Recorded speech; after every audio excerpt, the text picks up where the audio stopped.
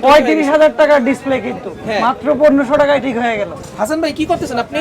আমি দেখতেছি এটার কি প্রবলেম হয়েছে। মানে এটা কি মোবাইল ভাই? এটা 13 pro max, iPhone 13 pro max.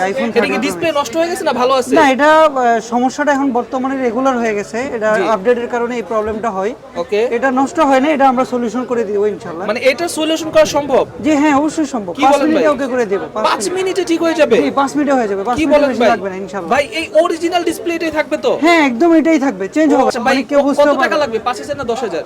না, 5-10 হাজার লাগবে না। কত এটা লাগবে? লাগবে মাত্র 3,000 টাকা। 1500 টাকা হচ্ছে এটা ঠিক করার জন্য, আর 1500 টাকা ওয়াটার সিল করার জন্য। আর শুধু ডিসপ্লে যদি কেউ ঠিক করে?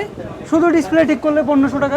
অনলি 1500 টাকা? অনলি 1500 কি টাকা। বলেন ভাই? এই ডিসপ্লে দামই তো আছে ভাই 30 থেকে 35,000 জি টাকা। 35,000 টাকা ডিসপ্লে দাম। এই ডিসপ্লে আপনি আমরা মাত্র এটা 1500 টাকা ঠিক করে দিবেন? আমরা এটা অনলি 1500 টাকা ঠিক করে দিব। ও মোবাইল ঠিক করছেন নি ভাই জি ঠিক করছি, বলেন না, বলছি তো 5 মিনিটের কথা, কিন্তু 2 মিনিটে ওকে হয়ে গেছে। 2 মিনিট ওকে হয়ে গেছে ভাই? 2 মিনিটে করে ফেলছি। বলে কি ভাই, মাথা নষ্ট। দেখেন মাত্র 2 মিনিটে কিন্তু মোবাইল উনি ওকে করে ফেলছে। এটা 5 মিনিটের কথা বলছিল, বাট 2 মিনিট। 35,000 টাকার ডিসপ্লে কিন্তু মাত্র 1500 টাকায় ঠিক হয়ে গেল। মানে 3500 টাকা 35,000 টাকা ডিসপ্লে মাত্র 1500 টাকা ঠিক হয়ে মাত্র গেছে। 1500 টাকায় ঠিক হয়ে গেল। Oh my তাও God! আবার আমি কোনো কিছু চেঞ্জ করা ছাড়াই কিন্তু। আচ্ছা আচ্ছা, ওকে, দারুণ জিনিস কিন্তু।